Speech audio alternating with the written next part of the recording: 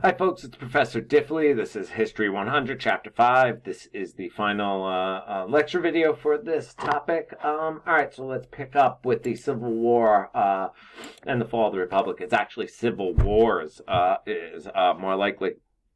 More correct term. Here you see it's almost 100 years. This is covered in the videos, so I'm just going to go briefly through it, and they do a good job. Overall, what happens in this era is increasingly people start to seemingly put their own interest, politicians, generals, their own interest over that of Rome. Remember, Roman Republican values play selfless service to the state, putting Rome first as the issue. Remember, even, moving up in the system, the ladder of offices, you're supposed to follow along, gaining experience. Essentially, what you're going to have here is, again, people are going to put their own interests first. What you see is people turning the patron-client system into, client armies, whereas the army doesn't necessarily serve Rome, mainly, even though it's as Roman fights under a Roman banner, they are more loyal to their commanders than anything else. Why? The generals will be paying them. And you're going to see that. But where does that begin? It really begins with the Gracchus brothers, and what you get is political violence and factionalism. These are grandsons of a very famous Roman general, Scipio Africanus. He is the one that defeated Hannibal in the Punic Wars. And what they did was they pushed reforms that would benefit the poor. And for some reason, poor is not on there. But that's who they're, these are the plebeians. Who they're looking for here. What happens is a real turning point. Essentially, Tiberius and Gaius are killed by their opponents. Their political opponents break the taboo on political violence, and they use their clients as armed groups to hunt down and kill these brothers one by one. Why is this a turning point? Well, now apparently in Rome, political violence is fine, and that's how people start using them. Again, these clients start really fighting on behalf of their patrons over anything else. And so you get these factions, the optimates, those pushing for the best, and the populares, those looking for the common people. And increasingly, there's going to be use of clients for violence. Marius and these new men, and this is where you start to get truly the real client armies. He was from the Equites, rich Roman. They're called Equites because they were rich enough to have their own horses and ride into battle with them. Very much a origin of the later knights. He rose to power without following the ladder of offices. That's also why he's a new man. He rises up and eventually takes the consul, as you see here, but he doesn't do it through the ladder of offices. What he does is he comes from the common people. His support comes from the common people. Up to this point, the military was only for those with property. He opens it up to what they call the proletarians. You might have heard that from Marxist areas, but here it is the poor, propertyless, urban dwellers. He gives them the chance to get into the army. And now these people are going to be able to move up, gain wealth, status, and they all it all to Marius. So he gives his soldiers a share of the spoils. Effectively, he makes Marius the patron and his soldiers the clients. So now you're going to have Roman legions who are loyal primarily to their generals, not Rome. So they will fight their own. We'll see. They're even going to attack Rome itself. And that is where you see Sulla. Lucius Cornelius Sulla uses clients' armies to seize the highest offices in Rome. He openly prizes his own advancement ahead of the Roman state or anybody else. And this really comes to head when him and Marius go to war. You read this. There's a revolt in Asia Minor.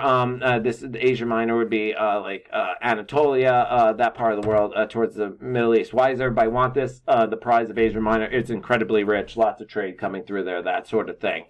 Sulla is granted command by the Senate. Marius is upset by this, so he gets his clients to give him command. So now you have the Senate saying that Sulla has power. The plebiscite by the plebeian class saying Marius does. What you get? Civil war. Sulla, actually, and I spelled his name wrong there, sorry, it's only one L, marches on Rome, and I mean attacks the city. He uses his own army to sack the city, exterminates his enemies through this process of prescription. What prescription is every day in the forum, a list of enemies of the state, actually enemies of Sulla, is posted. It's essentially open season to kill those people, and that is actually what they do. He then marches to Asia Minor, sacks all these other cities, again, to keep his soldiers happy, to give them money, give them wealth, things like that. Again, he's paying their salaries so they are loyal to him. And, he forces the Senate to make him a dictator. He becomes incredibly important. Rich. Purpose of war change. These are the facts. Change from defending the community, the state, to accumulating wealth for their clients and themselves. The patron-client system made the Roman legions, again, more loyal to them. And what this becomes, remember, you're supposed to pursue excellence, but now it becomes civil war. It can lead to civil wars. You have these high-powered commanders and others fighting against each other. And just the ladder of offices is gone. If you have enough money, you got a big enough army, you're going to do as you please, is what happens in Rome. You see this especially with Pompey Magnus, Pompey the Great. He styled himself after Alexander the Great, even the hairdo, apparently. Gnaeus Pompey gained support. He was a fighter for Sulla. He stole credit for defeating Spartacus in the wars, a great publicizer of his own. But he did. I mean, at the point, he rids the Mediterranean of pirates, conquers Syria, parts of Anatolia, parts of the Middle East. He, very quickly, at a very young age, he is able to conquer much of the world in there and bring it under his control. He destroys some of the Hellenistic kingdoms there. And how does he shatter tradition? He demands the consulship. He's too young. He hasn't followed the ladder of offices, and he acts like a king. He sets up his own governments in the conquered territories, not according to the Rome. Creates his own wealth, takes the wealth for himself. He showed that really that it was ruled by great men such as him. Again, what do I mean by that? That he is taking power here, right? He has the money, he has the power.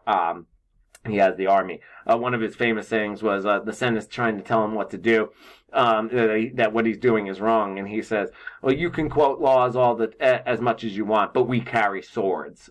Essentially saying force over the rule of law. Eventually, though, you're going to have fighting in between, and this is really covered well in the videos, infighting and competition between Pompey, Julius Caesar, and Crassus. The Crassus and Caesar were Pompey's greatest rivals. They form an alliance. The triumvirate is ruled by three. Again, they decide there, even though you have the Senate, you all have the rest. Private relationships have replaced the communal values of Rome. They are doing this, the three of them here, to have power for themselves. Caesar rises up. He's elected as consul. They send him off to Gaul. Gaul is modern-day France. Why does he want Gaul? The wealth and the riches there. Why does Pompey allow him to go or want? He wants him out, right? He thinks if Caesar's in Gaul, then he's out of the public eye. Caesar understood this, so he always sent back information about his exploits there. He even tries Caesar. He even invades what is now the British Isles. That's not going to work fully, but he wins the loyalty. He's exceedingly rich, one of the oldest royal families, noble families in Rome, but he really did use propaganda.